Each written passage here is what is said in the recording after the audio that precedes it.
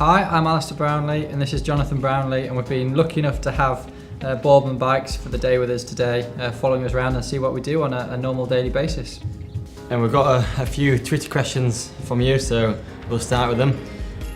And Stefan Ford, do you train and race on power output, facts and figures, or just on how you feel on the day?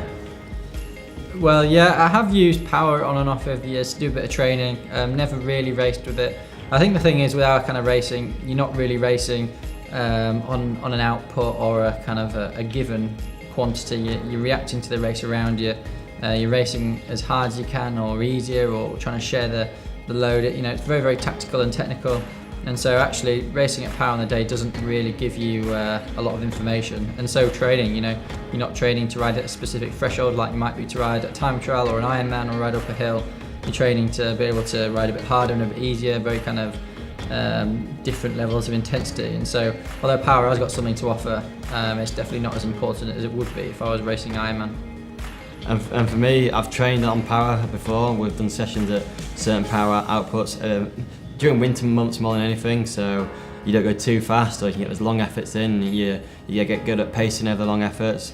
But during the summer months, we tend to do a lot of our group riding efforts, so you're part of the local chain gang, so it doesn't really matter if you want to ride at 400 watts and the guy in front wants to ride at 450, you have to go at the same pace as him. And then training, like Alistair said, when you get involved in the race, it's just about racing, about feel, and I love that racing and the pure side of it. Sean from Newcastle, I see you're using Srams eTap. How are you finding it, and does it offer advantages?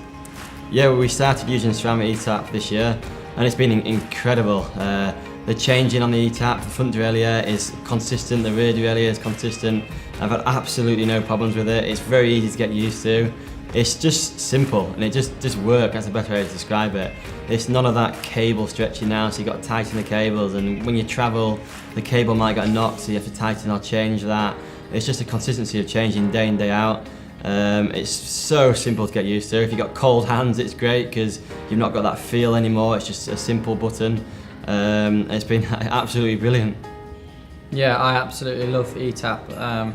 I think first off, trying it, I wasn't quite sure how electronic gears were going to work. I've obviously used just cable gears my entire life, but it takes absolutely no time to get used to. It's completely intuitive, and then you realise the advantages of it. It just works fantastically well every time, really smooth, and it's just a great system.